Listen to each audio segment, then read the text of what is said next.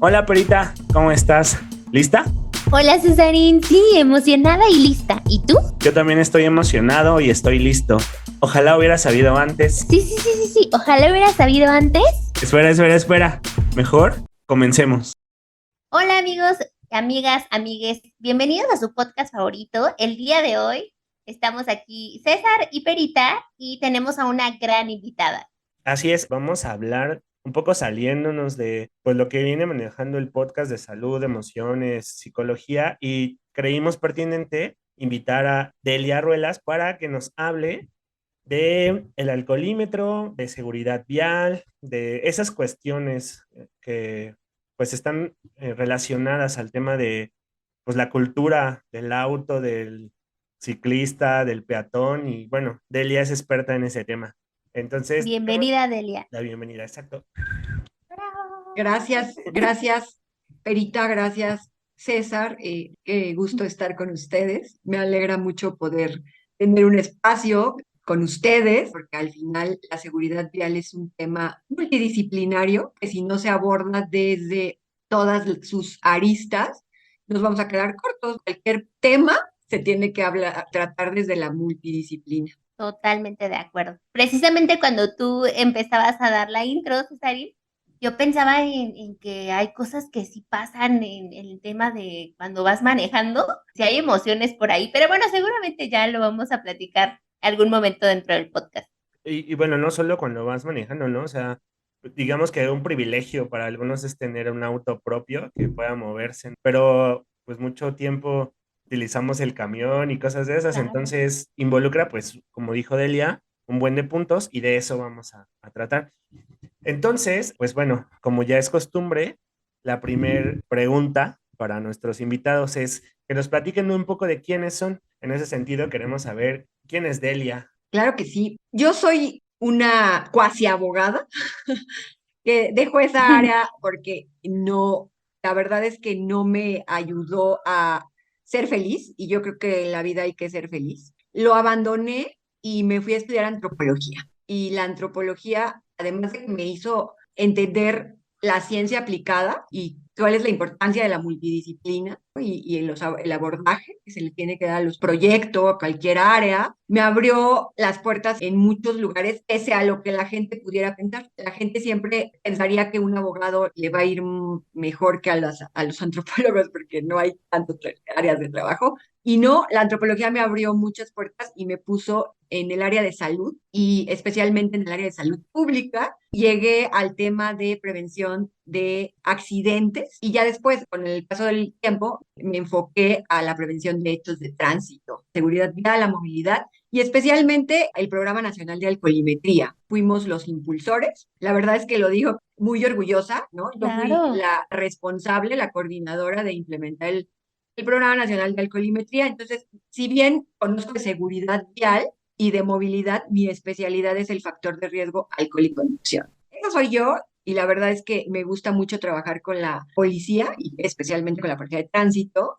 pese a que mucha gente tampoco entendería eso. Esa soy yo, o sea, me gustan los retos y me gusta muchísimo lo que hago.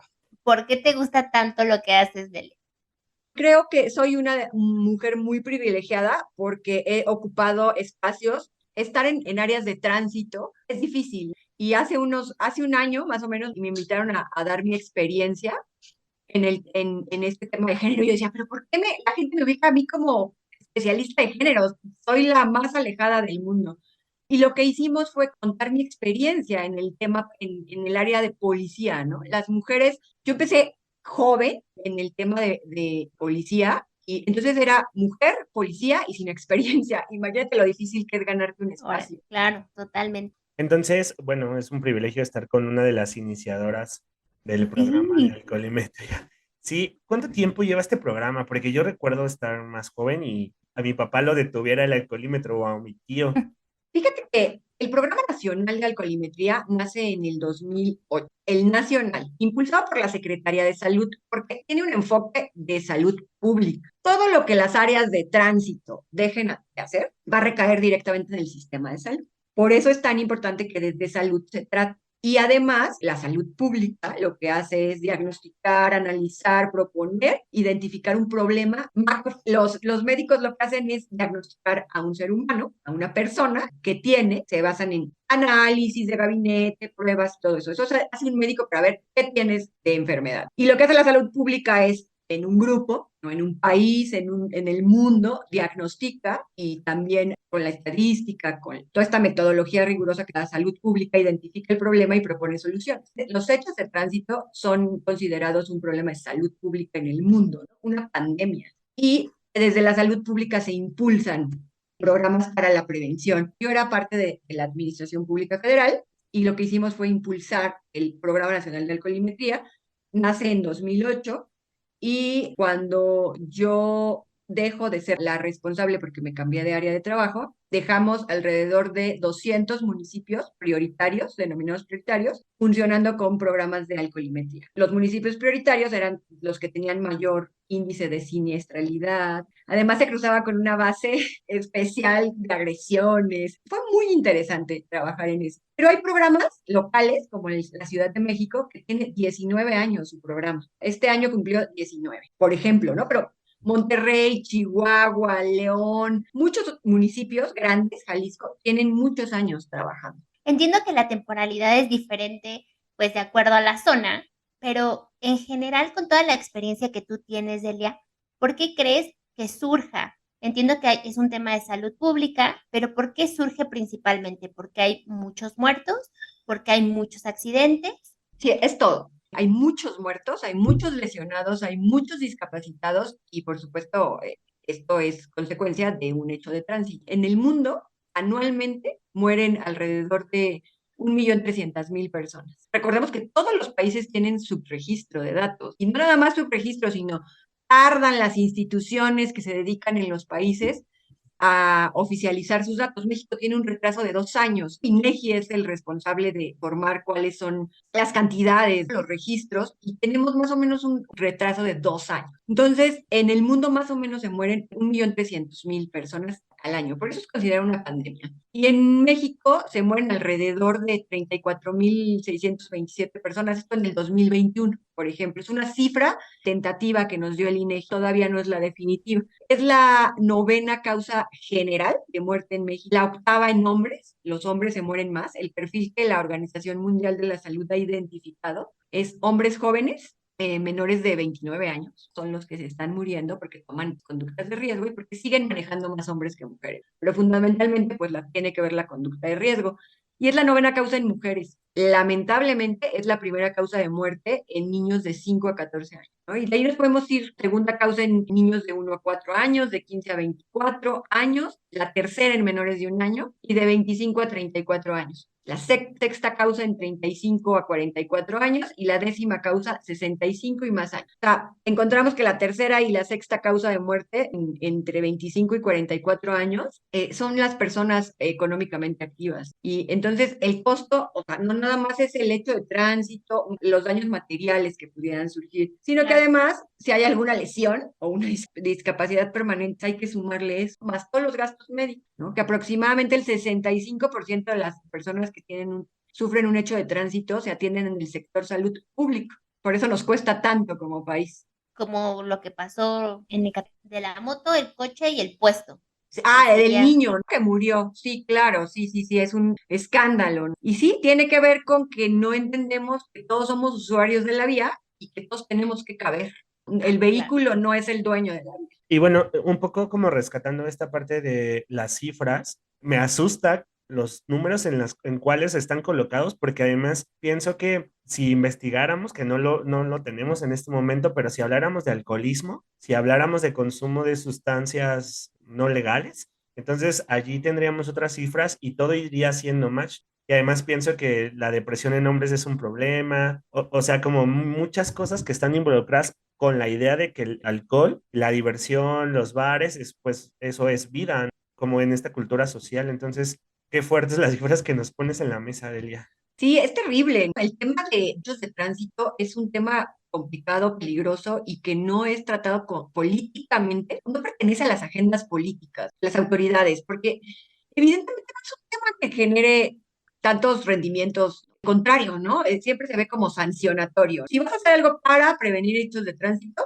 tiene que ver con sanciones y no necesariamente, ¿no? O sea, hay otras alternativas, ¿no? Y actualmente muchísimas más. Como coincido contigo, César, el alcohol es una droga legal, es una droga depresora del sistema nervioso central, pero está socialmente, digo, porque evidentemente tiene años, miles y miles de años que es una droga aceptada, ¿no? Hay estudios interesantísimos que nos dice que la droga todavía te hace más dependiente que incluso ciertas drogas que nosotros las identificamos como gravísimas, ¿no? Como la cocaína, por decirte algo, ¿no? El alcohol todavía es más fuerte la dependencia que le puede generar a un ser humano. Lo que pasa es que está tan interiorizada en las culturas que ya no lo vemos grave. Lo menos grave que le puede pasar a alguien es ser alcohólico, tal vez. Pero la encuesta nacional de las adicciones nos dice que cada vez el consumo de alcohol se hace en niños cada vez con menor edad, o sea, entre los 8 y los 10 años. Es una droga que abre puertas, es una droga que te inicia en otras drogas, ¿no? Y si a los 10 años tú ya estás consumiendo alcohol y tabaco, ¿no? Son las drogas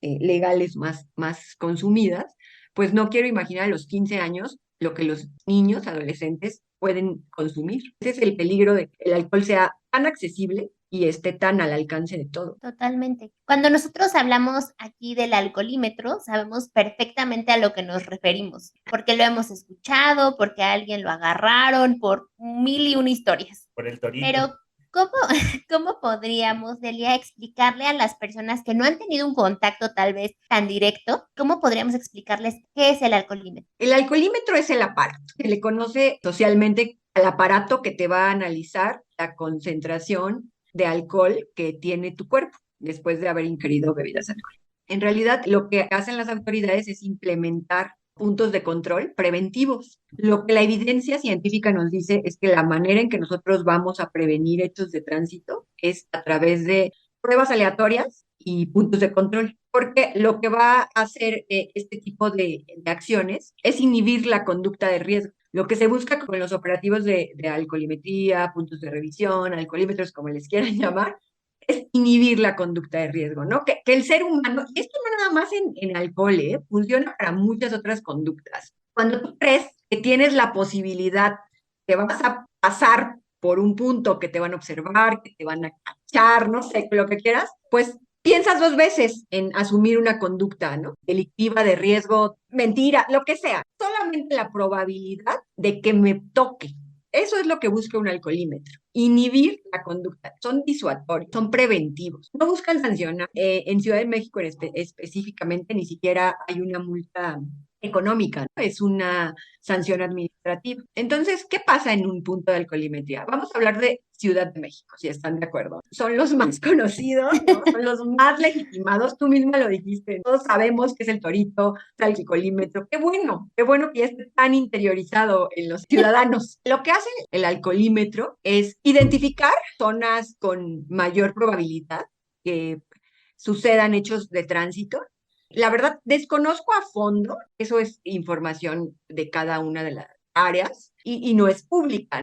Entonces, lo que se hace en general en los operativos es seleccionar ubicaciones donde haya mayor siniestralidad, específicamente por el factor de riesgo alcohol y conducción, por quejas ciudadanas, porque los ciudadanos lo piden, lo exigen, ¿no? Entonces, son como las opciones para poner punto de control. Una vez que tú llegas al punto de control, lo que van a hacer es hacerte una entrevista. Van a usar un equipo de alcoholimetría también, pero este nada más es cualitativo, donde van a identificar si tu aliento tiene presencia de alcohol o no. O sea, eso es lo primero que van a hacer. Una vez que lo hacen, te van a pedir, si es que hay alcohol, te van a pedir que bajes y te van a decir que te van a hacer otra prueba con un equipo de alcoholimetría cuantitativa. Que los equipos de alcoholimetría, quiero que sepan, tienen la capacidad de hacer pruebas cualitativas, cuantitativas, pero se usan, depende, cada programa tiene diversos equipos o usan uno solo. En general, los equipos de alcoholimetría tienen la capacidad de hacer pruebas cualitativas, que solo es identificar si tienes alcohol en boca, básicamente, y después hacerte una prueba cuantitativa, que esa es la que ya te va a medir el alcohol, la concentración de alcohol en tu cuerpo. O sea que si jalas aire,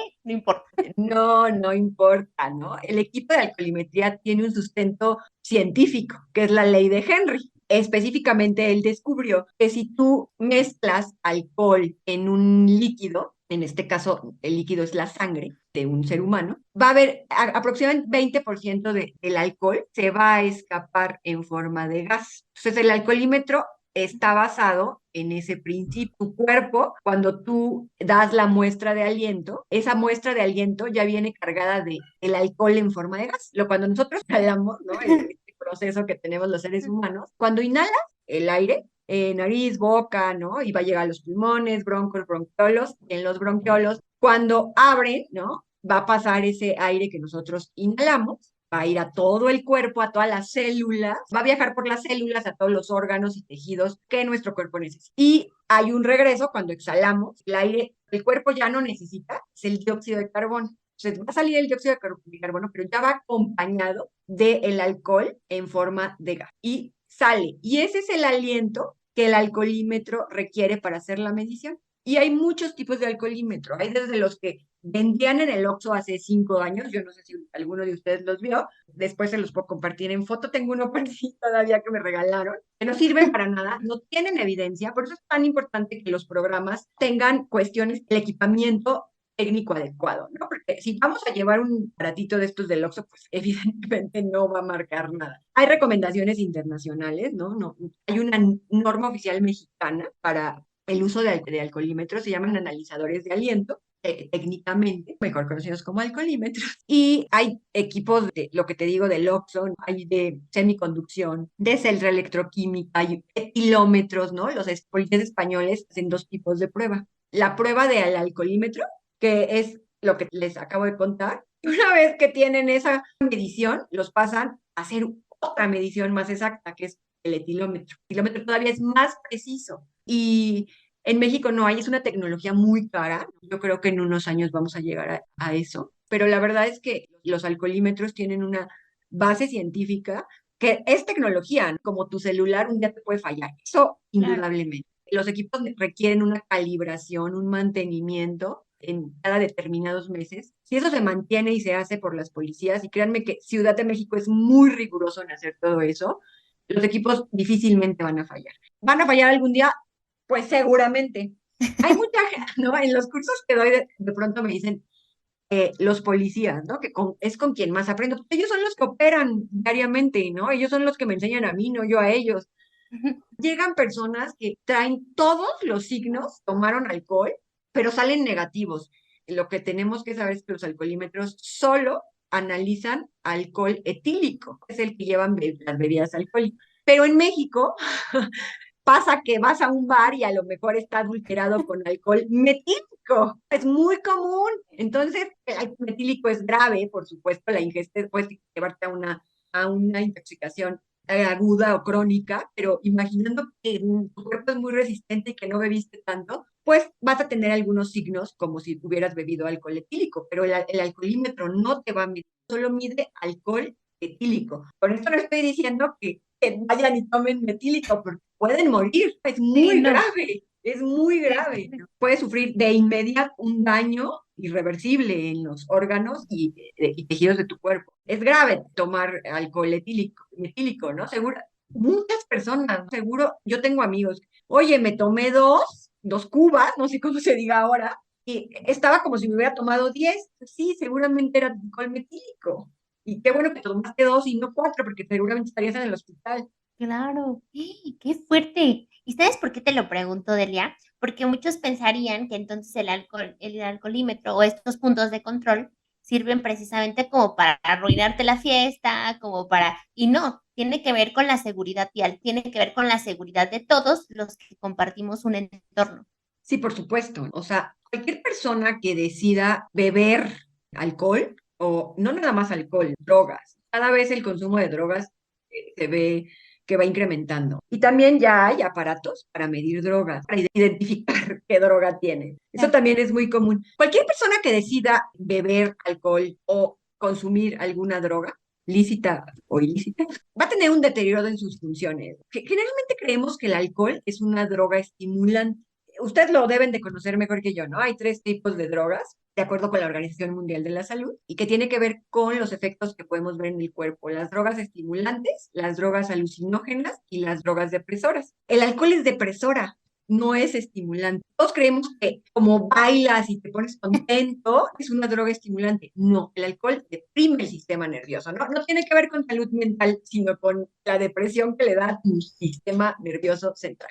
Lo que hace el alcohol en una primera etapa de ingesta, digamos, es imposible. Si ustedes me van a preguntar con cuántas copas vas a pasar el alcoholímetro, no te lo voy a contestar porque depende de tu cuerpo. Ah, Entonces, yo tampoco les puedo decir con precisión al haberse tomado cuántas copas van a tener una etapa de euforia. El alcohol, en una primera etapa de consumo, lo que va a hacer es causarte euforia. Pero si ustedes ven el patrón de las personas que excede el consumo, están bailando, se suben a la mesa, se caen, se ponen a llorar, le llaman al ex, abrazan al amigo, están tristes, otra vez están cantando. Pero lo que va a hacer el alcohol al final del consumo, evidentemente, entre menos concentración de alcohol, pues menos efectos en el cuerpo vas a ver. Pero si empiezas a exceder el nivel de alcohol, lo que va a hacer al final el alcohol es deprimir tu sistema nervioso. ¿Y qué hace tu sistema nervioso? Pues el sistema nervioso es el responsable del funcionamiento del cuerpo, ¿no? Básicamente,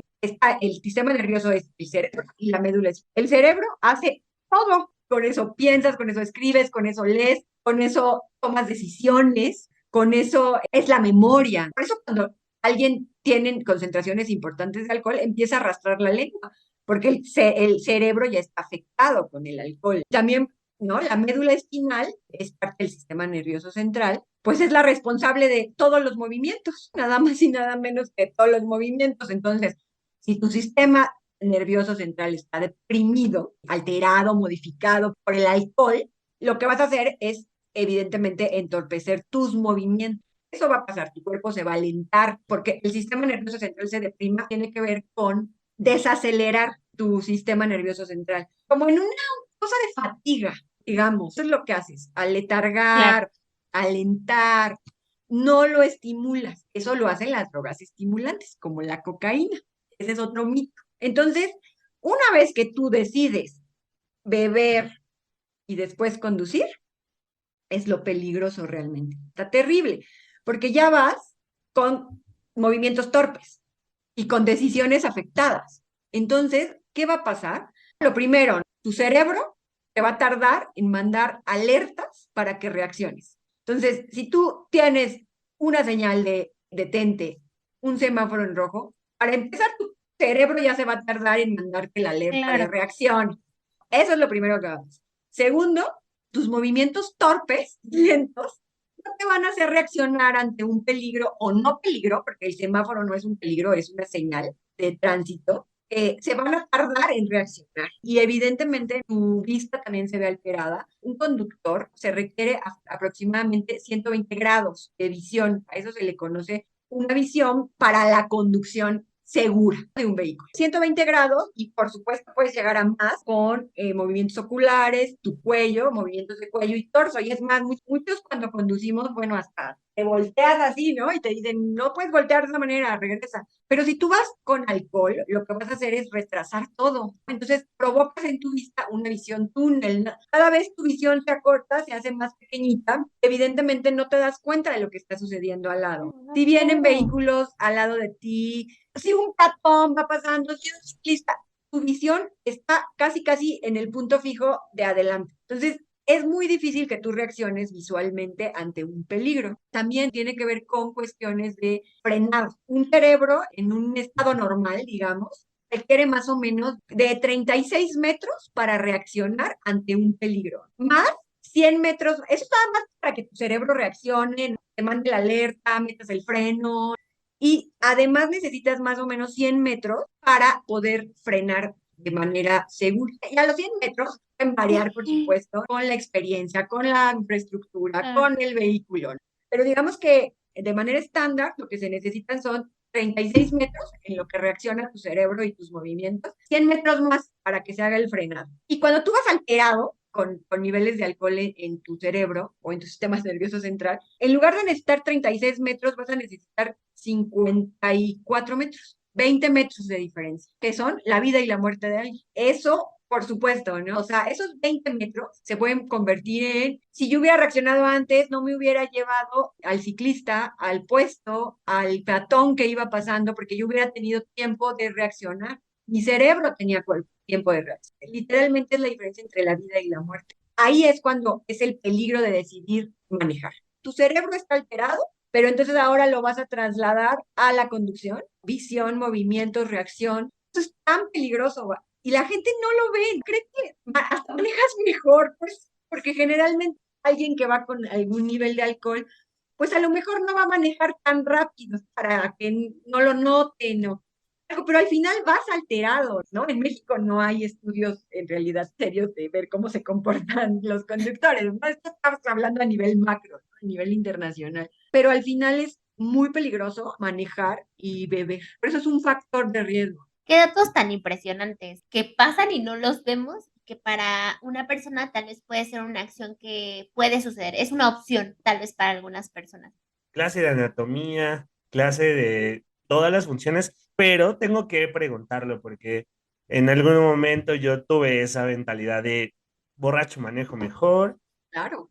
y por experiencia, cuando tú utilizas Waze, tú puedes poner alertas y entonces allí te ponen los alcoholímetros para que los evites. Digo, vamos a hablarlo, pero quiero preguntarte, ¿puedo evitar el alcoholímetro? Ta, ta, ta, tan. Obvio, sí, sí, no tomo, pues, pero Yo divido esa pregunta en tres categorías. Los mitos del alcohol como sustancia o como bebida, los mitos de cómo elimino el alcohol de mi cuerpo más rápido, casi qué hago Sí. para que se elimine rápido y cómo evito el alcoholímetro, o sea, cómo evitarlo, pues ya tú lo dijiste, ¿no? Ahí, güey, el punto de control, pero cómo engaño al aparato, ese es otro mito. Como dije, vamos a empezar por eso. Por supuesto que los equipos tecnológicos tienen fallas, eso no lo vamos a poder evitar, porque si tu celular y tu laptop y tu compu y todo lo que sea tecnológico, que ustedes me dirán mejor, porque están inmersos en, eso, en la tecnología, tu correo electrónico falla, pues un equipo de alcoholimetría tiene la probabilidad de fallar. Por supuesto que cada día se trabaja para que los fallos sean menores. ¿Cómo puedes engañar al alcoholímetro? Pues no hay una manera de engañarlo. Es un mito que fumando, porque como les dije hace ratito, lo que hace el alcoholímetro es buscar, no sé si ya les tocó, tardas en dar la prueba. O sea, no es que llegues y le hagas en 3 segundos y ya te marcan, y, hace el análisis. No, es una cantidad de litros de aire, así le llaman, cantidad de litros de aire específica. Y esto tiene que ver con las marcas y modelos que existen. Y también tiene un fundamento científico. Entonces, el alcoholímetro necesita tu aire de alvéolos. Entonces, el aire que viene de los alvéolos viene cargado del alcohol que está en tu cuerpo. No hay manera de que lo engañes, porque no busca el alcohol en boca. Viene desde los alvéolos. Entonces, ese aire está cargado de una cantidad de alcohol que representa lo que tú tienes en sangre. Hay muchísima gente y me tocó ver todo, ¿no? El que dice que comiendo mazapán, el que dice que fumando, el Doritos, que sí, nachos. Doritos Nachos, monedas de cobre, ma- papel, ajá, lo que quieras. Lo único que va a hacer es, pues, como si te metes un chicle, ¿no? Tapas tal vez tu aliento de boca, disfrazas el alcohol que tienes en la boca, tu aliento, pero el alcoholímetro no está buscando el aire que está en boca, está buscando el aire que viene de tus alveolos. Y ese aire no se va a tapar, no se va a maquillar, no se va a transformar. Una vez que el alcohol entra en tu cuerpo, la única manera de eliminarlo naturalmente es a través de la oxidación que se da en el hígado. Es la única manera, así metabolizas el alcohol. Aproximadamente el 90% en el hígado a través de la oxidación, que es un proceso natural, y el 10% restante varían, a lo mejor el 12% en César, el 11% en Perita y el 8% en mí, a través de secreciones del cuerpo. Orina, sudor, lágrimas, pero no hay manera de que el alcohol salga de tu cuerpo. La única manera es a través de la oxidación y, como digo, eso pasa en el hígado. Así, imagínense una botella que está llena de alcohol y está cerrada. La única manera es abrirla y ese abrirlo corresponde a la oxidación que pasa en el hígado. No hay manera de engañar al alcoholímetro. Está diseñado técnica y científicamente para medir el alcohol, el nivel de concentración que viene del aire en alveolos. Entonces, si tú fumas y tú, lo único que estás haciendo es disfrazar tu aliento, pero no hay manera de cambiar la consistencia del gas que viene de tus alveolos. Hay muchas personas que nos dicen, no, yo sí vi a alguien que comiendo cáscara de limón, así, literal te los cuento, ¿no? Me decía, yo vi como una persona pasó el alcoholímetro porque había comido cáscara de limón y no sé qué hace la cáscara de limón, pero fue con eso y yo. Pues es probable que trajera alcohol metílico, que no superara realmente la concentración de alcohol permitida, esa es otra, o que el aparato en ese momento falló. Puede pasar, pero es una de 10,000. Es muy extraño que suceda. No hay manera de engañar al alcohol. Y hay otro mito que si quieren me adelanto a contarse. La cocaína y el alcohol. No sé si han oído que alguien está bebiendo, se ve muy borracho ya, y con borracho quiero decir efectos ya muy observables en un ser humano, como arrastre de lengua, pupila dilatada, muy torpe.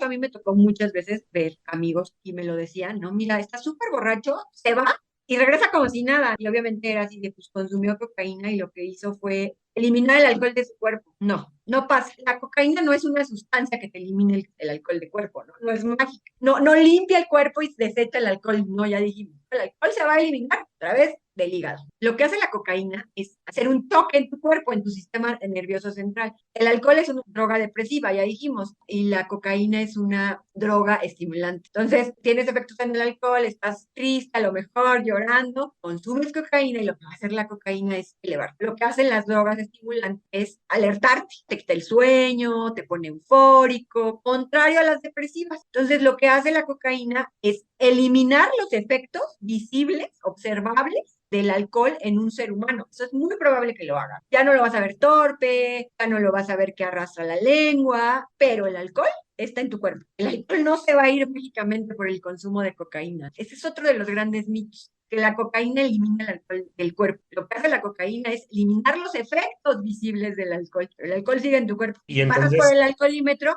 te van a agarrar. exacto, eso te iba a preguntar. Aunque yo no traiga efectos visibles, voy a dar positivo a la prueba del colímetro. Sí, claro. Qué fuerte de esto que nos estás. Sí. Delia, nos habías dicho 3 mitos. Sí, claro. Uno es los mitos del alcohol. Por ejemplo, un mito que te quita el frío. El alcohol no te quita el frío. El alcohol lo que hace es dilatar tus vasos sanguíneos y provocarte una sensación de calor, pero durante los primeros minutos de la ingesta. Después de 30 minutos te vas a morir de frío. Hay muchas ideas. Es que los rusos toman vodka porque hace frío. No, los rusos toman vodka porque quieren. No es porque siempre andan con abrigos. O sea, no romanticen el alcohol. No, o sea, no se tiene que romantizar el alcohol, ¿no? No tiene ningún efecto positivo, de hecho, no tiene ningún valor nutricional.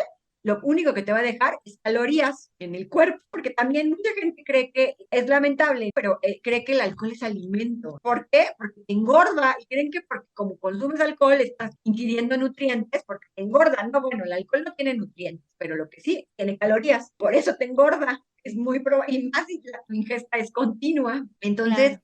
estos son como algunos de los mitos de la sustancia. Tampoco es beneficioso para la salud. También hay, no sé si han escuchado así, una copita diario me la recomendó mi médico para la circulación. La digestión. Pues, la digestión, ¿no? O el alcohol ni siquiera tiene un proceso de digestión porque no es alimento, se metaboliza directamente porque no sirve para nada. Entonces, no es beneficioso para la salud y la verdad es que al contrario, ¿no? Yo tendría mucho cuidado con la ingesta del alcohol porque una copita diaria, pues no sabes si tienes alguna enfermedad crónica degenerativa. Los seres humanos, en México especialmente, no tenemos esta conciencia de prevención, de hacernos exámenes médicos por lo menos cada año. Entonces, es probable que si tienes obesidad, diabetes, pues al contrario de que te va a beneficiar, que no sé de dónde lo sacaron, te va a empeorar. Otra de las cosas, ¿no? Es que si alguien tiene una lesión resultado de un hecho de tránsito, es mucho más difícil que operen a alguien o le den una atención médica adecuada porque tiene alcohol en sangre. También hace más difícil la atención de la gente que se puede siniestrar en una vía, ¿no? Esos son como los mitos en la sustancia, ¿no? El segundo mito es cómo elimino los efectos del alcohol en mi cuerpo. Así de, ya me voy, tengo que eliminar el alcohol que pueda para si paso por un alcoholímetro, no marque el alcoholímetro que estoy por arriba del famoso punto 40 que está próximo a cambiar. por las recomendaciones internacionales. ¿Va a aumentar o va a ¿Mande? disminuir? Perdón. No, lo que dice la evidencia es que tú desde un punto 25 ya estás afectado. Ok. Y también tiene que ver con experiencia. La evidencia lo que dice es que a los conductores nobles, que son estos que no importa su edad, sino que empiezan a manejar a cualquier edad en este periodo de aprendizaje. Yo, por ejemplo, aprendí a manejar bastante grande. A mi edad, yo era una conductora noble, pero no tiene que ver con joven, ¿no? Sino con acabo de empezar a manejar. Esos conductores deberían de tener tolerancia cero por su experiencia en el manejo, ¿no? En la conducción de un vehículo. O sea, imagínense, yo tengo un mes manejando y encima de todo me tomo cualquier cantidad de alcohol, pues imagínate, en mi estado normal me tardo más en reaccionar ante un Claro. acontecimiento en la vía, imagínate si me veo afectada. Entonces, lo que dice la evidencia es, conductores nobles, los que acaban de empezar a manejar, no importa su edad, tendría que ser tolerancia cero. Y conductores en general tendría que ser punto 25, punto 15 menos de lo que ahora tenemos. Eso es lo que dice la evidencia. Casi ningún país lo cumple, es muy difícil. No lo podemos con número de copas, shots o como lo quieran decir, porque depende de muchísimos factores. Por ejemplo, no es un mito que las mujeres, el alcohol se concentra más en nuestro cuerpo con menor cantidad de shots. O sea, por ejemplo, tú, César, te puedes tomar 5 y yo 5 y los efectos que vamos a tener son diferentes y la concentración que vamos a tener es diferente, solo por ser tú hombre y yo mujer. Porque los hombres tienen una enzima que se llama deshidrogenasa, que las mujeres no tenemos. Esta enzima es natural, la produce tu cuerpo. No vas a la farmacia y te tomas así de me da Por si lo pastillas, pensaban, ¿eh? así por si lo pensaban, ¿no? Es natural, ¿no? En el cuerpo se produce naturalmente. Y esta enzima la vamos a encontrar en el hígado, ¿no? Porque es donde se necesita para llevar a cabo los procesos de oxidación. Y entonces, hombres tienen mucho más enzima que ayuda a metabolizar y oxidar el alcohol. Entonces, es más rápido que el alcohol salga de tu cuerpo. Las mujeres sí la tenemos, pero la tenemos en menor proporción. Entonces, ya por el solo hecho de ser mujeres, tenemos más probabilidad de tener concentraciones más altas de alcohol con la misma ingesta. Y luego también tiene que ver el peso, la altura, porque somos agua, ¿no?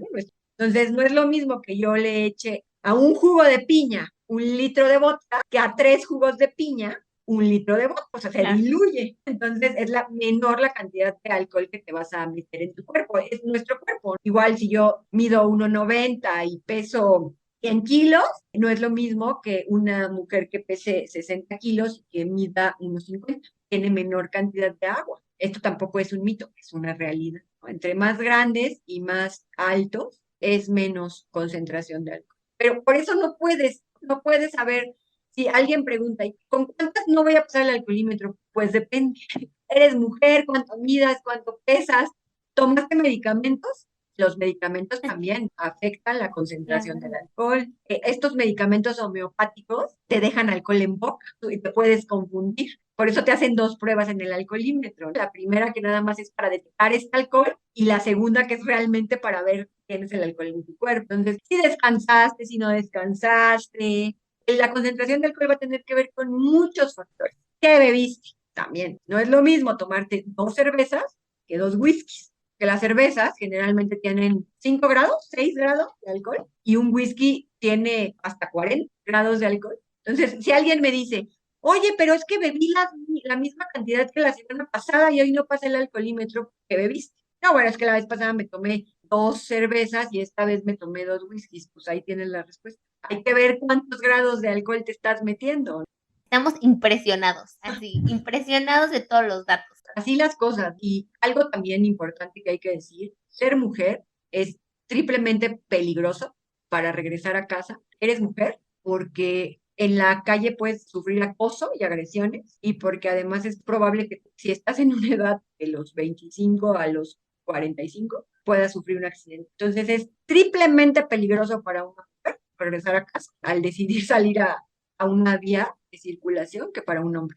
Además, a mí eso me espanta mucho, ¿no? Ya por el solo hecho de ser mujer, no sé si me van a agredir sexualmente, no sé si me van a agredir, más bien como con violencia, ¿no? Y además tengo que ver que no me mate un coche, ¿no? O sea, triplemente peligroso para una mujer salir a decidir trasladarse. También por eso hay que hacer política de movilidad y seguridad vial con enfoque de género. Importante. Totalmente. ¿Qué recomendaciones podríamos tener, no para evitar el alcoholímetro, sino más bien como para tener una conciencia más clara de lo que es el alcohol y de cómo afecta cuando pues decidimos manejar? Bueno, la primera recomendación es que si vas a beber, no manejes. De verdad, yo sé que me van a decir, pero es que es súper peligroso regresarse a casa en Uber o regresarse en transporte público. Pues entonces mi recomendación es terrible, pero también hay que entender el ambiente en el que vivimos. Claro. Pues bebe en un lugar seguro. De verdad, o sea, el alcohol es un problema también está relacionado con los patrones de consumo. Yo no me dedico a esto que tenga que ver con el patrón de consumo. Por supuesto que mi primera recomendación es no bebas. Eso no va a pasar. Entonces, mi segunda recomendación es, si vas a beber, de verdad, no conduzcas, porque no sabes lo que te va a pasar. O sea, tú te sientes bien y tú no sabes realmente cómo va a reaccionar tu cuerpo.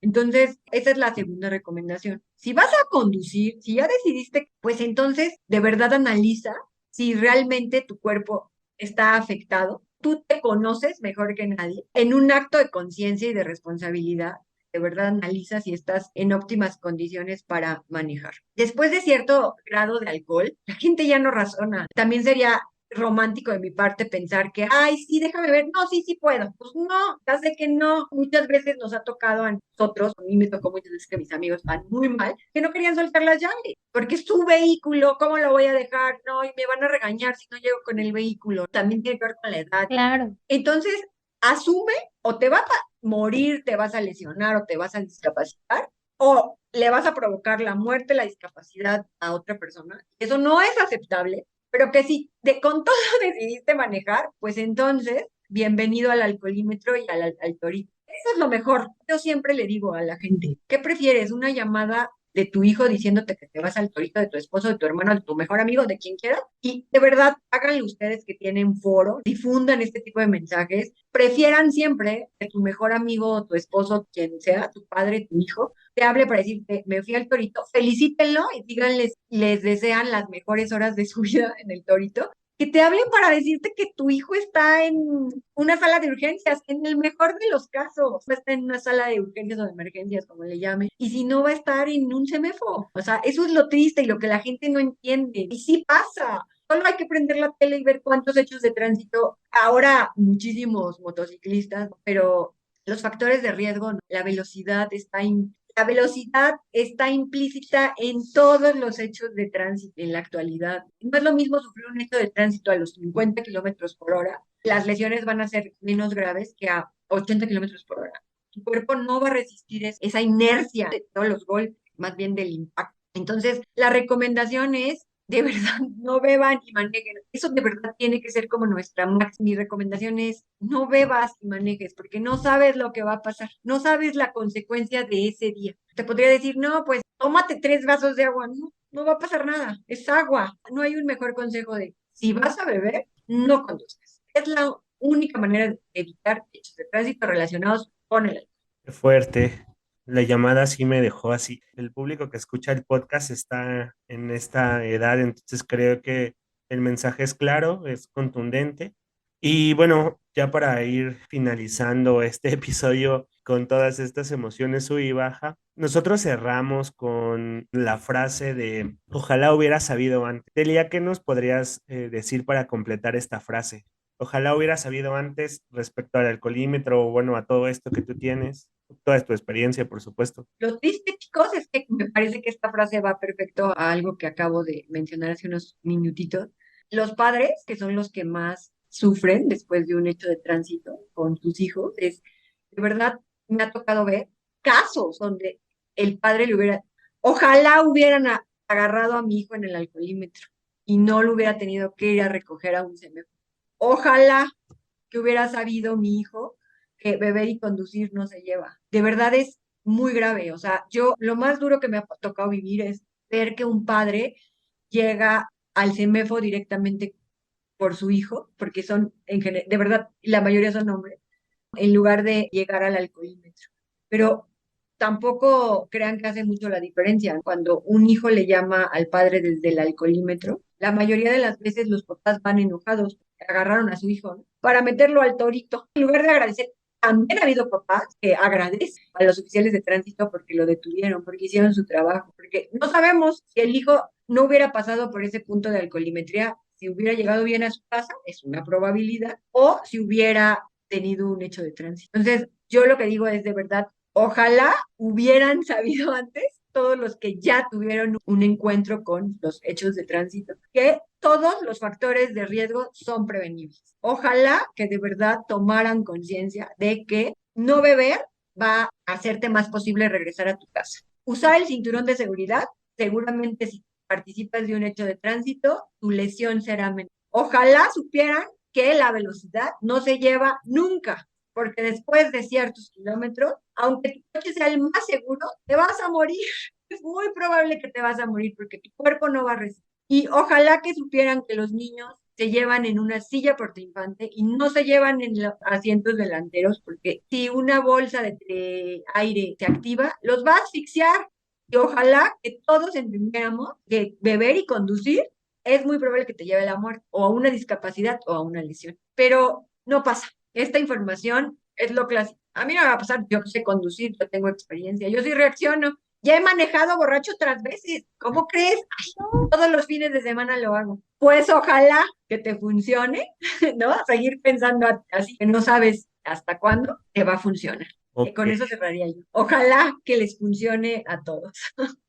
No, es que estamos así, de verdad, o sea, pensando en todos los datos, pensando en cómo esa acción que no dimensionamos puede llevar a otras cosas mucho más graves, ¿no? Híjole, pues la verdad es que muchas, muchas gracias, Delia. O sea, nos has dejado así con unos datos súper impresionantes. Estamos así de wow.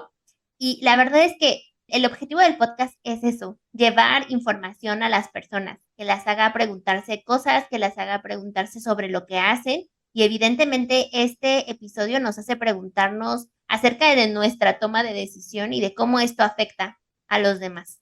Sí, y bueno, un poco el asunto que se quedaría pendiente para otro episodio Sí. tiene que ver con seguridad vial, porque va de la mano. Bueno, también eres una experta en ese tema y bueno, si este nos ha dejado así como de, ¿qué onda? Supongo que el otro también, porque no tiene que ver con justamente alcohol y manejar, sino el otro es como en conciencia de toda la cultura. Qué fuerte, Delia. No, muchas gracias chicos por su espacio. De verdad, o sea, me parece que la prevención de los hechos de tránsito y específicamente el factor de riesgo alcohol y conducción, en el que nos llevamos mayor tiempo hoy, tiene que ver con conducta, con toma de decisiones. Y lo dijo muy bien Perita. Va de la mano con cualquier tema que ustedes puedan abordar, porque al final es una tomar decisiones. De eso depende, pues, tu bienestar, tu salud o tu vida. Y la de otros es también lo que muchas veces no dimensionamos. La persona que decide beber y conducir no solo pone en riesgo su vida, pone en riesgo la vida de otros usuarios que nada tienen que ver, que si chocan con alguien, si atropellan a alguien porque su sistema nervioso central va deteriorado, pues es tu responsabilidad, ¿no? Al final, pues si te pasa algo, ya te pasó, qué mal, pero es tu responsabilidad, tú lo decidiste. Pero el problema es el resto de los usuarios de la vía, que nos ponen en peligro por ir al lado tuyo, que decidiste beber y conducir. Pues muchas gracias, Delia, de verdad muchas gracias por tu tiempo. Esperamos pues que esta información le llegue a nuestros amigos y bueno, pues los estaríamos escuchando en el siguiente episodio. Ya saben que nos encontramos en Spotify, en Google Podcast, en Amazon Music y también tenemos nuestro canal de YouTube en donde vamos a estar subiendo más videos y más información. Muchas gracias, amigos, y nos escuchamos en la siguiente. Bye. Bye.